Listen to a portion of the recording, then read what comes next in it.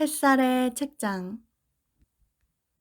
오늘 읽어드릴 책은 회복력 수업입니다. 여러분, 실패 이력서라는 말 들어보셨나요? 저는 이 책을 통해 처음 알게 된 단어인데요. 유튜브에 한번 찾아보니 가수이자 미국 변호사인 이소은님께서 유퀴즈 온 더 블록에 출연했을 때 이 실패 이력서를 쓴다고 소개해 주시더라고요. 실패 이력서를 쓰는 것이 본인이 가진 이력의 어떤 타이틀보다 의미 있고 좋은 습관인 것 같다는 인터뷰를 인상 깊게 봤습니다. 그럼 실패 이력서가 우리에게 왜 도움이 되는지, 회복력과 어떤 관련이 있는지 관련 부분을 읽어드리겠습니다.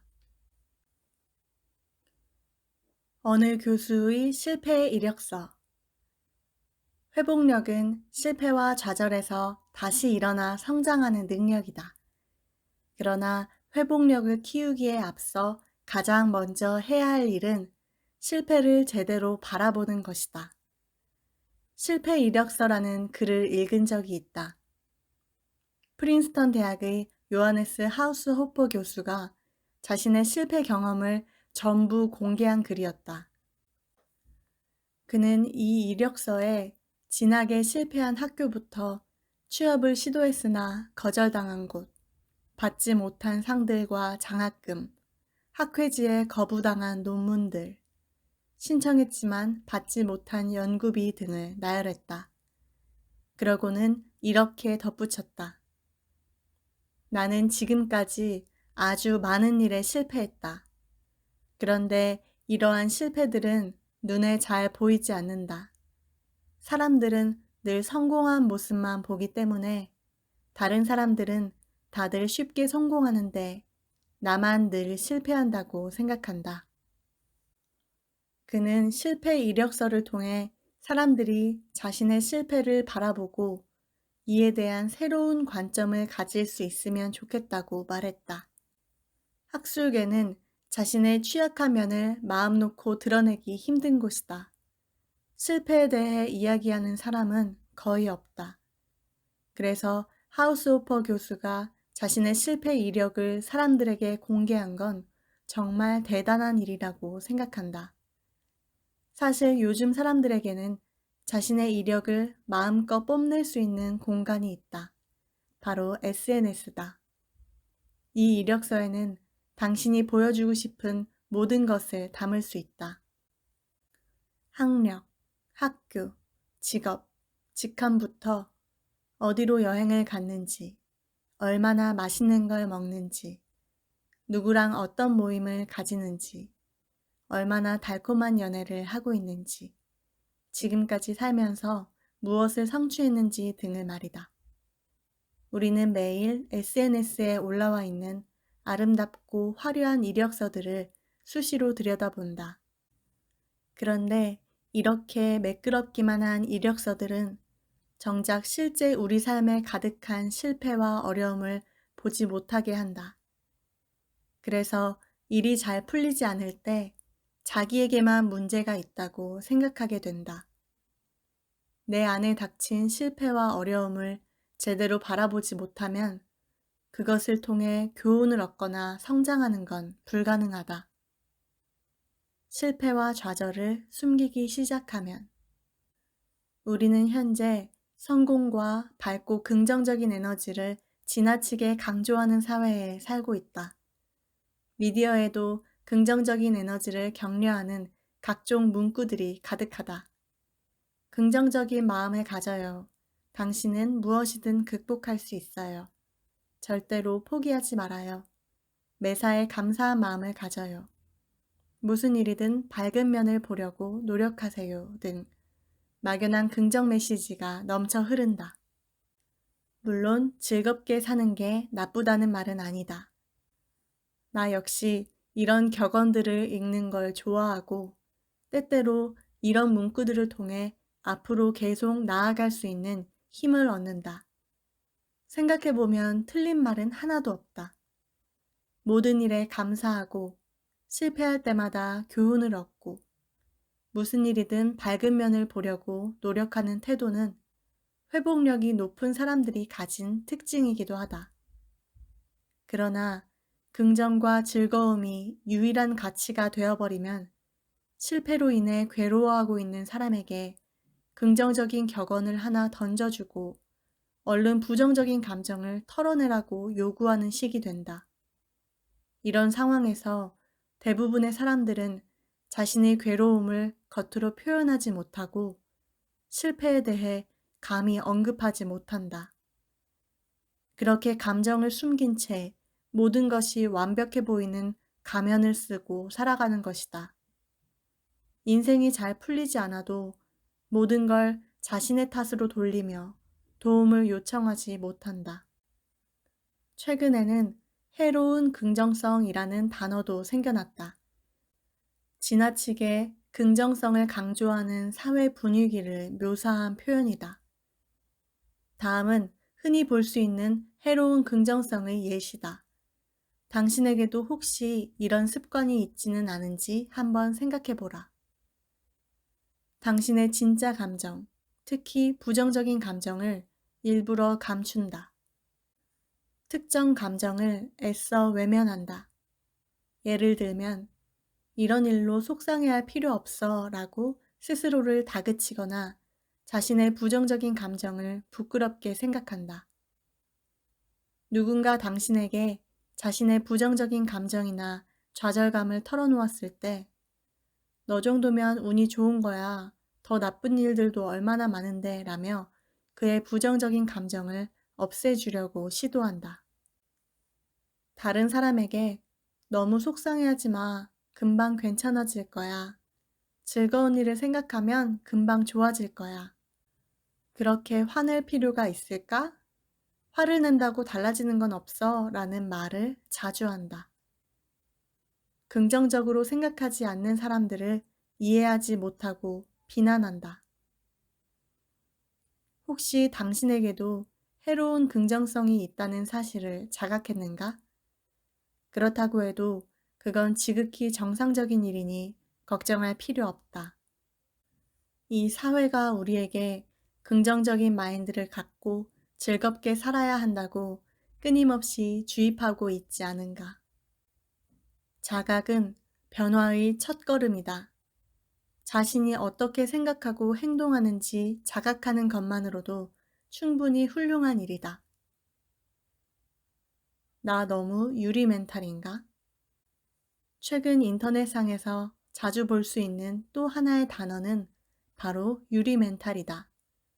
유리 멘탈이란 유리처럼 깨지기 쉬운 마음이라는 뜻으로 마음이 약하고 예민해서 사소한 비난이나 비웃음을 견디지 못하고 쉽게 무너져버리는 사람들을 표현하는 말이다. 처음 유리 멘탈이라는 단어를 봤을 때 마음속 깊은 곳에서부터 강한 거부감이 들었다. 이런 단어가 결국 해로운 긍정성을 부추기는 것 아닌가? 마음이 괴로울 때 속으로 나 너무 유리 멘탈인가? 자책하거나 누군가에게 자신의 감정을 털어놓으면서도 내가 이렇게 힘들다고 이야기하면 다른 사람들이 나를 유리 멘탈이라고 비웃지는 않을까 하고 걱정하게 될 테니 말이다. 심리 상담을 할 때도 이런 걱정을 하는 사람들을 자주 만난다. 제가 너무 예민한 건가요? 친구가 다른 사람들은 안 그러는데 제가 너무 예민하게 구는 것 같대요.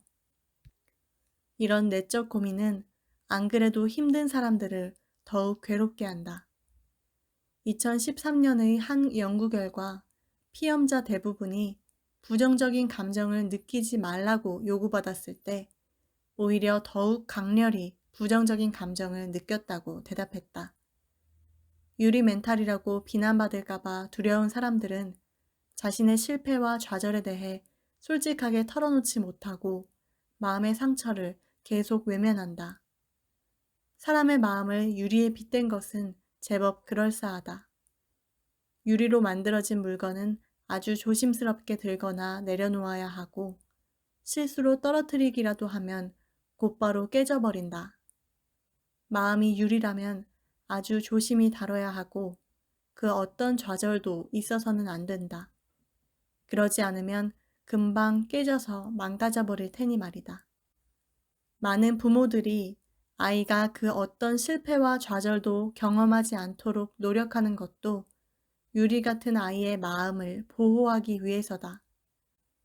쉽게 상처받고 무너지는 마음이 유리라면 해로운 긍정성은 마음을 강철로 만들어주는 신비한 주문이다. 아무리 세게 떨어뜨려도 깨지지 않는 아주 단단한 강철 말이다. 하지만 마음이 강철처럼 세고 단단하면 다른 감정들도 느낄 수 없다. 인생은 원래 즐거움과 괴로움이 뒤섞여 만들어진다. 사람은 즐거움, 감사, 기쁨, 좌절, 상처, 실패, 실망 등 아주 다양한 감정을 느끼며 살아가는데 그중 실패와 좌절의 경험은 마음을 조금 더 유연하고 부드럽게 만들어준다. 마음이 강철처럼 단단하기만 하면 감정을 느낄 수 없으므로 그건 진짜 인생을 사는 것이 아니다. 쉽게 깨지거나 반대로 쉽게 깨지지 않는다는 이분법적인 사고로 마음을 정의하지 말고 또 다른 각도에서 한번 살펴보자. 예를 들어 근육 단련에 비유해보자. 웨이트 트레이닝을 할 때는 점차적으로 무게를 늘려가야 하는데 이러한 저항과 압박을 이겨내야 비로소 근육이 단단해진다. 마음의 회복력을 키우는 것도 근육을 단련하는 것과 같다. 모든 실패와 좌절은 웨이트 트레이닝을 할 때 운동기구의 중량이 더해지는 것처럼 회복력을 키우는데 도움을 줄 수 있다. 회복력을 키우는 첫걸음은 실패와 좌절을 똑바로 대면하는 것이다. 그러나 해로운 긍정성이 만연해 있고 툭하면 누군가를 유리멘탈이라고 비난하는 사회에서 사람들은 실패로 인해 힘들고 괴로워하고 있는 다른 누군가를 멋대로 평가하기 좋아한다. 그래서 마치 실패가 대단히 수치스러운 일이라도 되는 것처럼 다른 사람에게 쉽게 털어놓으려고 하지 않게 된다. 하우스호퍼 교수가 공개한 실패 이력서를 보면서 실패하고 거절당하는 경험은 지극히 정상적인 일이고 그 이유가 꼭 내가 부족해서가 아니라는 사실을 깨달았다. 만약 많은 사람들이 이렇게 자신의 실패 이력을 다른 사람들과 공유할 수 있다면 실패와 좌절을 바라보는 시각이 점차 변화하지 않을까? 우리 모두 힘을 합쳐 실패의 괴로움을 허심탄회하게 이야기할 수 있는 사회를 만들어 보는 건 어떨까? 실패가 존재할 수 있는 공간이 있어야 그것을 올바로 대면할 수 있는 기회가 생긴다. 그래야만 비로소 실패를 통해 배우고 성장하며 회복력을 키울 수 있다. 당신은 자신의 실패 이력을 다른 사람들과 기꺼이 공유할 수 있겠는가? 읽어드릴 부분은 여기까지입니다. 이 책을 읽고 저도 제 실패 이력서를 써봤는데요. 실패를 어찌나 많이 했는지 써도 계속 나오더라고요.